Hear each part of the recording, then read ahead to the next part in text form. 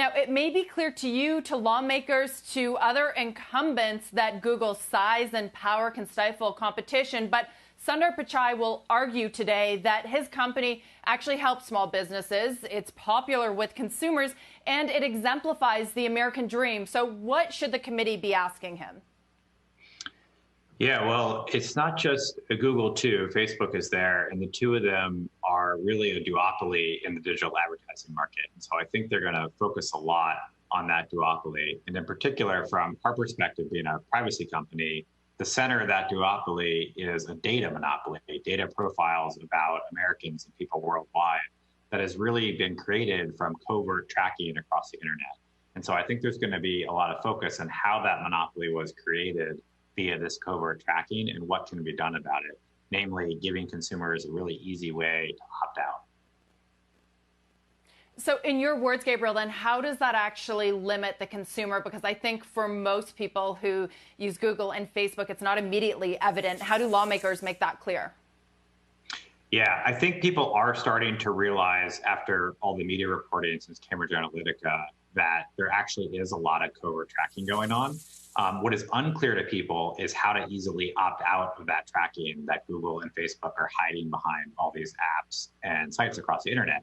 Now, we offer a tool for that, but we've also been advocating government to create a do not track law that really allows consumers to opt in to opt out of everything all at once. And so what I'd love to see is asking those companies, would they support a national do not track law that really makes it easy for people to opt out of tracking. Now, one thing that does for competition, just to tie it back to the hearing and the point of the antitrust committee, is that once you have consumers opting out of online tracking, you have a bigger audience for contextual advertising, not the creepy behavioral advertising you see following you around, but contextual advertising like DuckDuckGo does.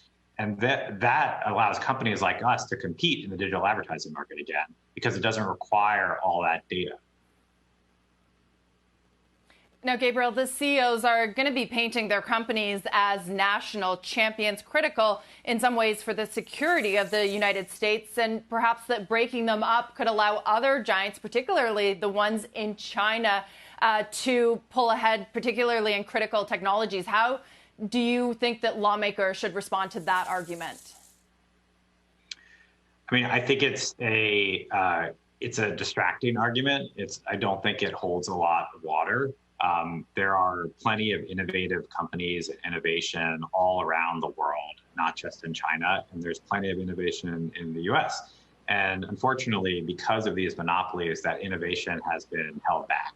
A great example is this advertising market, where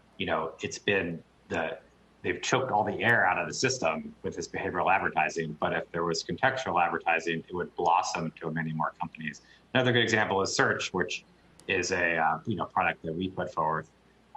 It's very hard to get people to switch search engines on Android because Google owns the operating system, and they make it very, very difficult.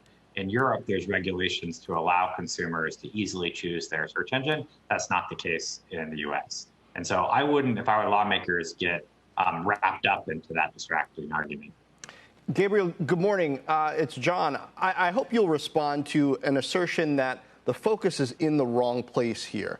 I might argue that we're talking about consumer harm when really maybe we ought to be talking about customer harm, and the customers are the advertisers in the case where we're talking about Google and Facebook. Consumers are not the customers. They're not the people who are paying the bills. So if we're talking about antitrust and examining whether that's even an issue here, shouldn't we be talking about the customers, which is the advertisers in the ad market? It's a great point. And just to be clear, I think they're both harmed. So consumers are very much harmed. Earlier, you were talking about manipulation and even discrimination and propaganda online. Yeah, perhaps. I'm just not sure that's an antitrust issue. Well, it could be if you expand the definition of consumer harm, which many argue you should, and you can consider privacy actually violation of privacy that harm. But to your point about advertisers, I think they're absolutely harmed. There's a bunch of studies that show out of about every dollar that goes into ad tech, 60 cents into advertising, 60 cents is going right to these platforms. And it's just unnecessary. And that's the monopoly at work there.